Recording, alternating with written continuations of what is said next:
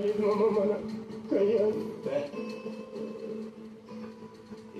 ఆడుగురు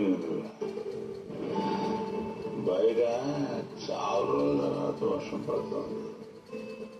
ప్రశాంతంగా మందు రాదు. నువ్వు అనుకున్నట్టు కాదు అమ్మకయ్య. అంటే నేనే తప్పు అనుకున్నాను. ఆడి గురించి నేనెంత బాధపడుతున్నానో నీకు తెలుసు కదా.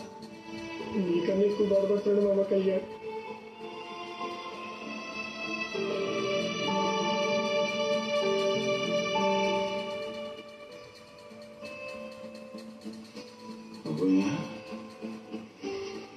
ఏమైందా?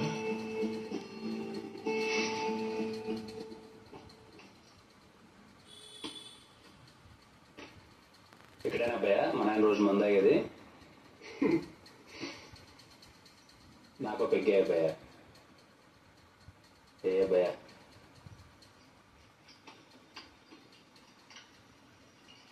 ఎన్ని సంవత్సరాలు అవుతున్నా భయాను మన ఆయన దగ్గరికి వచ్చి?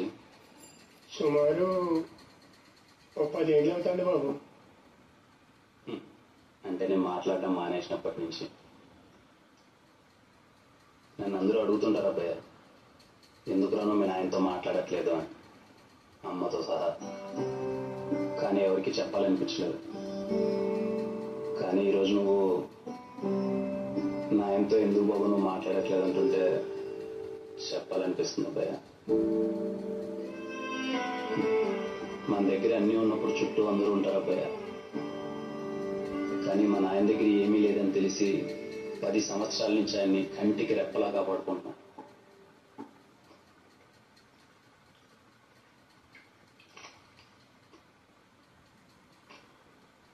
పది సంవత్సరాల ముందు మా నాయనతో నేను ఎలా ఉండేవాడో తెలుసా అబ్బాయ? అమ్మా 24 గంటలు మా నాయన చుట్టే తిరిగాను. ఆయన తినిపిస్తే కానీ తినేవాడిని కాదు, ఆయన పక్కన తప్ప నిద్ర పట్టేది కాదు, ఆయన దువ్వితే కానీ దువ్వించుకున్నాను కాదు, ఆఖరికి నిక్కర్లు కూడా ఆయన వేస్తే కానీ వేయించుకున్నాను కాదు. అంత పిచ్చి అబ్బాయి నాకు మా నాయన అంటే, అంత పిచ్చి. చిన్నప్పుడు అబ్బాయ దీపావళి పటాకులు కొనుక్కోవాలి 2000 అంటే 4000 ఇచ్చేవాడు. ఎందుకే అంటే మీ ఫ్రెండ్స్ కూడా ఉంటారు కదా వాళ్ళకడికి పో అనేవాడు. వాళ్ళు పటాకాయలు కాల్చుకుంటూ మీ నాయన ఎంత మంచోడరా మీ నాయన ఎంత మంచోడరా అంటుంటే ఏదో తెలియని ఫీలింగ్ అబ్బాయా.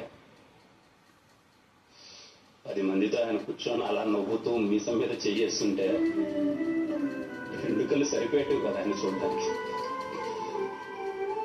చిన్నప్పుడు నాకు ఇంకా గుర్తబ్బాయా, నన్ను స్కూల్లో చేర్పించడానికి ఆయన కారులో తీసుకు